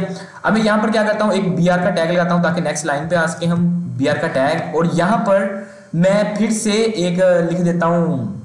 अब मैं लगा के दिखाता हूँ यहाँ पर लिंक वाली चीज कि लिंक किस तरह से लगाया जाता है। उसके लिए कौन सा टैग यूज होता है, उसके लिए यूज होता है एंकर का टैग, जो कि शुरू किससे होता है, ए से, सिंपल ए का टैग। ओके, ए लिखेंगे और एंटर का बटन प्रेस करेंगे तो एक क्रिएट हो जाएगा यहाँ पर एंकर का टैग। इसे मैं थोड़ा सा नीचे कर देता हूँ ताकि अच्छे से नजर आए आपको।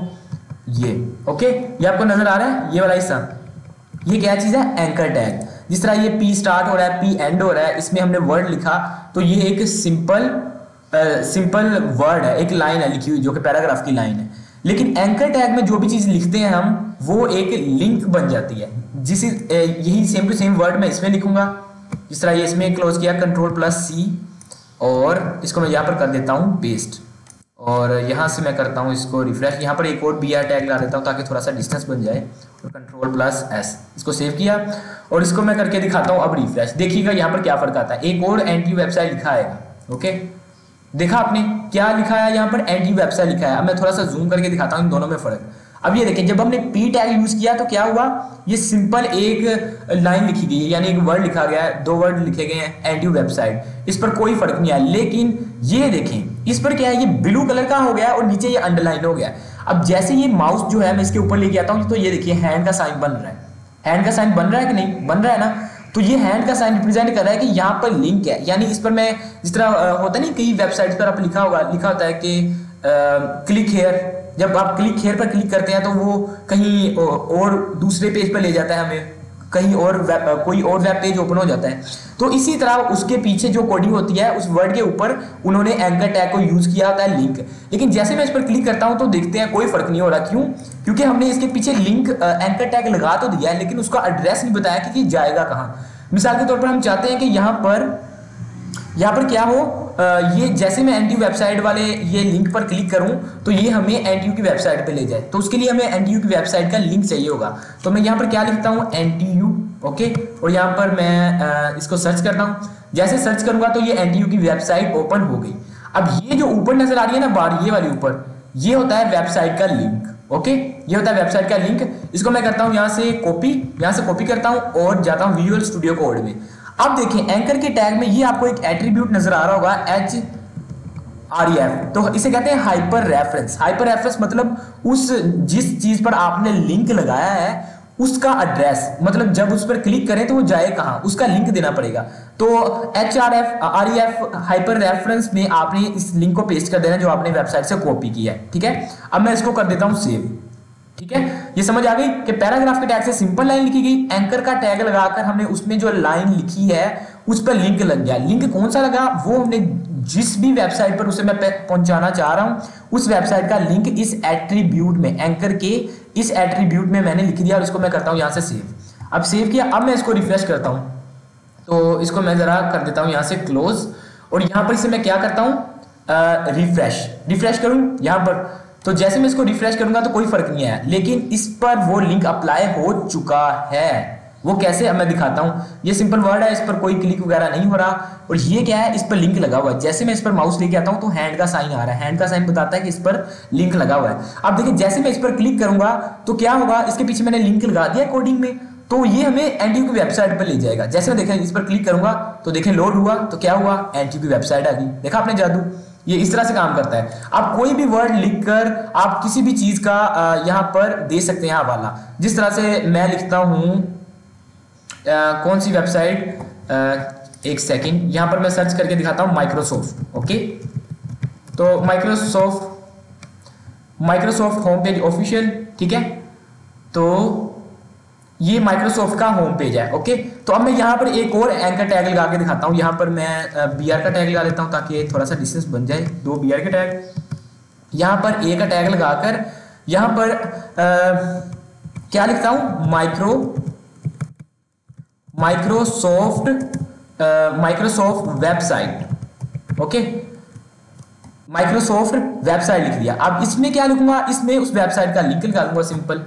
यहाँ पर मैं क्या लगाता हूँ, इसको कंट्रोल सी करता हूँ, तो क्या हुआ, कंट्रोल वी, यहाँ पर मैंने उसका लिंक लगा दिया, लेकिन लिंक मैंने वेबसाइट दूसरी का लगा दिया। इसको मैं दोबारा सिलेक्ट करता हूँ, कॉपी, और इसको मैं कंट्रोल जी करके दोबारा पेस्ट करता हूँ, तो माइक्रोसॉफ्ट का लिंक लग गया। ठीक है, इस पर क्या लिखा है, एनटीयू की वेबसाइट में एनटीयू का लिंक लगा हुआ है, और माइक्रोसॉफ्ट वेबसाइट में आप माइक्रोसॉफ्ट का लिंक लगा सकते हैं। ओके, तो अब मैं दिखाता हूँ इसको, वेबसाइट को रिफ्रेश करके। अब मैंने रिफ्रेश किया तो आप देखेंगे कि ये देखें नीचे एक और लिंक लग चुका है। अब मैं एनटीयू वाले पर क्लिक करता हूं तो एनटीयू की वेबसाइट ओपन हो जाएगी। अगर मैं माइक्रोसॉफ्ट वेबसाइट पर क्लिक करता हूं तो ये माइक्रोसॉफ्ट की ओपन हो जाएगी। इसमें मैं क्लिक करके दिखाता हूं, देखिए जैसे मैं क्लिक करूंगा तो माइक्रोसॉफ्ट का पेज आ गया। ओके, देखा है ना कमाल की चीज। लेकिन अब मैं एक आपको और एट्रीब्यूट बताना चाह रहा हूं। देखिए जैसे मैं इस पर क्लिक करता हूं तो आप गौर करेंगे ये जो टैब ओपन है ना लिंक्स का, ये इसी में उस वेबसाइट को ओपन कर रहा है। लेकिन हम चाहते हैं कि जैसे हम लिंक पर क्लिक करें तो एक न्यू टैब ओपन हो और उसमें उस लिंक वाली जो वेबसाइट है वो ओपन हो। यानी मैं यहाँ पर एनटीयू की वेबसाइट लिखूं तो ये देखें ये उसी टैब में ओपन हो रहा है, लेकिन मैं चाहता हूं एक नया टैब क्रिएट हो, यहाँ पर वो वेबसाइट हो। तो उसके लिए क्या करते हैं, उसके लिए हम करते होते हैं एक नया एट्रीब्यूट यूज एंकर टैग में। ठीक है, ये एंकर का टैग लगा हुआ है, इसमें ये हाइपर रेफरेंस का टैग लगा है, इसमें लिंक। यहाँ पर एक और टैग ऐड करना है जिसे हम कहते हैं टारगेट। ओके, टारगेट का टैग यूज करना है, और वो रिकमेंड कर रहा है कि कौन सा आप टारगेट यूज करना चाह रहे हैं। तो जो यूज करते हैं हमने ब्लैंक ही यूज करना है। ओके, बाकी इतने इंपॉर्टेंट नहीं है फिलहाल। तो ब्लैंक, तो मैं इसको क्या करता हूँ, अंडरस्कोर ब्लैंक का टारगेट देता हूँ। अंडरस्कोर ब्लैंक का टारगेट क्या है कि ये एक ब्लैंक विंडो में ओपन करे। ये ब्राउजर को ये समझाता है कि यूजर ने इसके अंदर टारगेट का, यानी उसको टारगेट क्या दिया है कि एक ब्लैंक विंडो में इसे ओपन करे, न्यू टैब में इसे ओपन करे। तो इसको मैं करता हूँ रिफ्रेश। अभी मैंने सिर्फ इसमें लगाया है, ये माइक्रोसॉफ्ट वाले लिंक में नहीं लगाया, तो दोनों में फर्क दिखा देता हूँ। तो मैं इसको रिफ्रेश करता हूँ एक बार, ये देखिए माइक्रोसॉफ्ट वाली वेबसाइट पर क्लिक करता हूँ तो क्या हो रहा है, उसी टैब में जिसे ओपन कर रहा है। इसको मैं बैक करता हूं, देखिए। लेकिन जब मैं एनटीयू वाले पर क्लिक करता हूं तो आप देखेंगे कि एक न्यू टैब क्रिएट हो जाएगा। तो एनटीयू वेबसाइट पर मैंने क्लिक किया तो क्या हुआ, एक न्यू टैब ओपन हो गया। देखा, ये वेबसाइट हमारी यहाँ पे है, लेकिन जो ओपन हुआ लिंक वो यहाँ न्यू टैब में ओपन हो गया। ठीक है, इसी तरह आप ये टारगेट वाला यहाँ पर भी लगा सकते हैं। ठीक है, तो ये ज्यादातर हम यूज करते हैं। तो इसमें हम कौन सा यूज करेंगे, ब्लैंक का। ओके, हैशटैग ब्लैंक, इसको करता हूं मैं सेव, और यहां पर मैं करता हूं रिफ्रेश। अब देखते हैं माइक्रोसॉफ्ट वाला भी न्यू में ओपन हो रहा है। ओके, तो इस तरह से आप ये यूज कर सकते हैं एंकर टैग को। लेकिन ये तो क्या है कि एक सिंपल वर्ड है। ठीक है, क्या है, एक सिंपल लाइन लिखी हुई है, लेकिन आप चाहते हैं कोई तस्वीर हो तो तस्वीर के ऊपर वो लिंक लगे। ठीक है, जिस तरह होता है ना, कई बार लोगो लगा होता है तो लोगो पर क्लिक करते हैं तो जिस वेबसाइट का वो लोगो है वो वहां पर पहुंच जाता है। तो मैं वो करके दिखाता हूं। उसके लिए हम क्या करेंगे, उसके लिए हम करेंगे चले एनटीयू का लोगो डाउनलोड कर लेते हैं सबसे पहले। ओके, एनटीयू लोगो लिखता हूं मैं, एनटीयू का लोगो लिखा, और इसके बाद इसको मैं करता हूं यहाँ पर, और ये रहा एनटीयू का लोगो। ओके, और इसको मैं करता हूँ यहाँ से सेव इमेज एज, और कहाँ पर करना है इसे, उसी फोल्डर में रखते हैं जहाँ पर हम ये प्रोग्रामिंग कर रहे हैं। तो डे 5 के नाम से index.jpg है, लेकिन हम इसका नाम क्या रख देते हैं, NTU.jpg बन जाएगा। तो अब देखेंगे कि क्या ये फोल्डर में पहुंच चुकी है। तो जी हाँ, ये देखा आपने, ये फोल्डर में NTU के नाम से इमेज आ चुकी है। तो अब क्या करना है, अब मैं दिखाता हूँ इमेज किस तरह से लगाते हैं। अब मैं एक और एंकर टैग लगाता हूँ, BR ब्रेक टैग लगा देता हूँ, एक और ब्रेक टैग, ताकि थोड़ा सा डिस्टेंस आ जाए। और यहाँ पर मैं लगाऊंगा एंकर टैग। यहाँ पर क्या लगा दिया मैंने, ये इंडेंटेशन थोड़ी खराब हो गई है, ये आपने ध्यान रखना है। ये डिस्टेंस स्क्रीन से आप बराबर रखेंगे तो कोड ज़्यादा खूबसूरत नजर आता है। ओके, तो यहाँ से भी मैं इसको डिस्टेंस दे देता हूँ। ओके, दे दिया, इसको मैं करता हूँ सेव।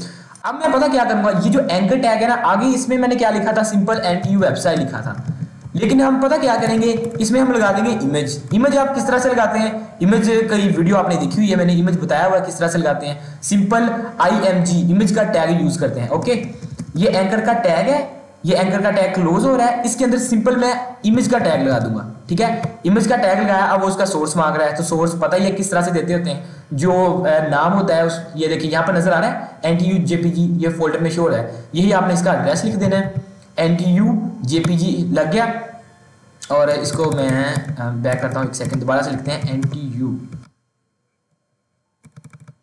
सॉरी, यहाँ से पूरा लिखी, खुद ही लिख लेते हैं, NTU.jpeg।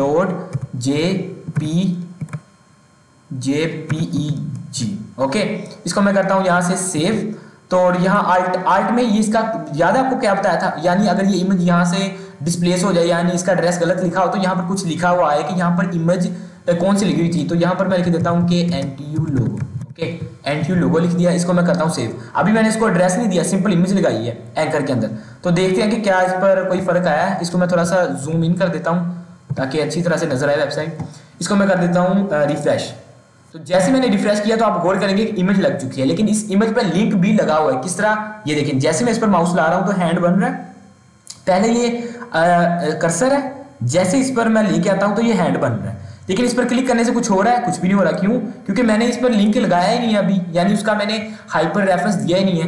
तो इस पर वही उसी तरह NTU वेबसाइट का मैं यहाँ पर उसको लिंक दूंगा। यहाँ से मैं करता हूँ कॉपी, और यहाँ पर मैं इसको क्या कर देता हूँ, पेस्ट कर दिया, और इसको करता हूँ सेव। ठीक है, अब तीनों में डिफरेंस पता चल गया। सिंपल अगर P में लिखा हुआ है तो ये लाइन है सिंपल, और एंकर के टैब में कोई वर्ड क्लोज कर देते हैं तो उस पर लिंक लग जाता है। लिंक जो भी आपने लगाना है वो इसके एट्रीब्यूट में यूज करना है, और क्या करना है कि टारगेट में ब्लैंक मतलब न्यू टैब पर ओपन हो। इसी तरह ये माइक्रोसॉफ्ट का लगा के दिखाया। अब मैंने बताया कि अगर आपने ये सिंपल वर्ड नहीं लिखना, आप चाहते हैं कोई इमेज आ जाए, तो आप उस इमेज पर टैग लगा सकते हैं। क्या किया, उस एंकर टैग में लिखने की बजाय मैंने एक इमेज का टैग लगाकर एक इमेज इंसर्ट की, और उस पर कौन सा लिंक लगा दिया, वेबसाइट का, जो सा भी आप लिंक लगाना चाहे वो लगा सकते हैं। ओके, और इस पर मैं टारगेट का ऐड कर ही देता हूँ कि target is equal to blank. Okay, इसको मैं कर देता हूँ सेव। तो अब देखते हैं इसका कमाल क्या होता है। इसको मैं कर देता हूँ क्लोज यहाँ से, और इसको मैं करता हूँ रिफ्रेश। ठीक है, अब देखिए, अब इस पर क्या है, इस पर लिंक लगा हुआ है, इस बार हमने उसका एड्रेस भी दे दिया। जैसे मैं इस पर क्लिक करूंगा तो देखेंगे एक न्यू वेबसाइट ओपन हो जाएगी। देखा, जैसे मैंने उस पर क्लिक किया NTU के लोगो पर, तो क्या हुआ कि वो NTU की वेबसाइट पर ले गया। इस तरह मैं यहाँ पर चाहूँ तो चैनल का लोगो लगाकर अपने चैनल का जो लिंक है वो लगा दूँ, तो वो जैसे आप चैनल के लोगो पर क्लिक करेंगे तो क्या होगा, वो चैनल पर ले जाएगा आपको। ओके, तो मैं क्या करता हूँ, आपको चले यहाँ पर वो तो नहीं करते, लेकिन सिंपल साइबरमैक्स एकेडमी का एक लिंक क्रिएट करके दिखाता हूँ। BR लिखता हूँ, और यहाँ पर फिर BR लिखता हूँ, लिख दिया, और यहाँ पर एक एंकर टैग, और इसके एड्रेस में साइबरमैक्स एकेडमी का एड्रेस दे देता हूँ। चलें, इस चैनल ओपन करता हूँ, और इसके बाद क्या करता हूँ, यहाँ पर मैं वीडियोस में जाकर, ये देखें, ये चैनल का मेन पेज है, ठीक है, वीडियोस वाला, और ये देखें ऊपर लिंक दिया हुआ है। इसको मैं क्या करता हूँ, यहाँ पर कॉपी कर देता हूँ। क्या करता हूँ, यहाँ पर Ctrl+C करता हूँ, कॉपी किया, और जाकर मैं कोड वाले हिस्से में यहाँ पर इसको पेस्ट कर देता हूँ लिंक को, और इसके एंकर में यहाँ पर लिख देता हूँ साइबरमैक्स एकेडमी। ठीक है, ये कोड थोड़ा सा बाहर जा रहा है तो इसको मैं यहाँ से क्लोज कर देता हूँ ताकि अच्छी तरह नजर आए। Ctrl+S किया, और इसको मैं कर देता हूँ यहाँ से सेव हो गया। अब मैं करता हूँ ब्राउजर ओपन करता हूँ। ओके, और इसको मैं करता हूँ रिफ्रेश, तो देखेंगे कि नीचे एक लिंक क्रिएट हो चुका है। ये देखा आपने, साइबरमैक्स एकेडमी के नाम से एक लिंक क्रिएट हो चुका है। अब मैं जैसे इस पर क्लिक करूंगा तो ये इसी पेज पर, क्योंकि टारगेट वाला मैंने नहीं लगाया अभी, चलिए टारगेट भी ऐड कर ही देता हूँ इसमें। यहाँ पर टारगेट हैशटैग अंडरस्कोर ब्लैंक और यहाँ पर इसको किया सेव। इसको मैं करता हूँ यहाँ पर रिफ्रेश और यहाँ पर अपने लिंक पर क्लिक करके दिखाता हूँ। जैसे मैं इस पर क्लिक करूँगा तो क्या होगा, ये मुझे यूट्यूब पर ले जाएगा और उसका जो भी लिंक दिया ना वेबसाइट का वो वहाँ पर इसको ले जाएगा। तो यहाँ पर सिंपल साइबरमैक्स एकेडमी का पेज ओपन हो जाएगा। ओके, तो इस तरह से आप लिंक्स को यूज कर सकते हैं। आई होप कि आपको ये पसंद आया होगा लेक्चर। और उससे भी पहले एक मैं और चीज बता देता हूँ, अगर आप चाहते हैं कि लिस्ट वगैरह बनाना चाहें, कई बार होता नहीं है कि लिस्ट लिखी होती है नीचे को, इसमें तो मैंने सिंपल BR का टैग यूज किया ना, तो ये नीचे से नीचे लिंक बन देंगे। अब अगर आप चाहें तो एक लिस्ट भी क्रिएट कर सकते हैं। लिस्ट वाला लेक्चर आपको बताया था कि जिस तरह चले अनऑर्डर लिस्ट है ना, एक अनऑर्डर लिस्ट, उसमें LI मैं 5 क्रिएट कर देता हूँ। ठीक है, 5 क्रिएट कर दिए। अब ये LI में एंकर टैग में यूज करी जा रहा हूँ। ठीक है, तो फिर लिस्ट बन जाएगी इस तरह, एंकर टैग यूज करके एक लिस्ट प्रॉपर बन जाएगी कि अब मैं लिंक यूज करना चाह रहा हूँ। तो इस तरह आप लिस्ट में भी एक लिस्ट बना सकते हैं। या तो सिंपल आप एंकर टैग लगा के BR का टैग लगा के इस तरह से लिस्ट बना लें, या एक ऑर्डर लिस्ट क्रिएट करके उस लिस्ट के अंदर आप हर लिस्ट के अंदर एक एक एंकर टैग यूज करें। ठीक है, आप लिस्ट भी यूज कर सकते हैं। तो ये सारा जो भी लिंक्स का कॉन्सेप्ट था वो मैंने आपको बता दिया। इसको हम डिटेल से और भी आगे अगले लेक्चर्स में पढ़ेंगे, लेकिन आज के लिए इतना ही लिंक्स हमारा कंप्लीट हो चुका है। आई होप कि आपको वीडियो पसंद आई होगी। अगर वीडियो पसंद आती है तो चैनल को हमारे सब्सक्राइब कर दिया करें और वीडियो को लाइक कर दीजिए। ओके, तो मिलता हूं मैं फिर आपको अगली वीडियो में। इकबाल के शहीनों, अल्लाह हाफिज।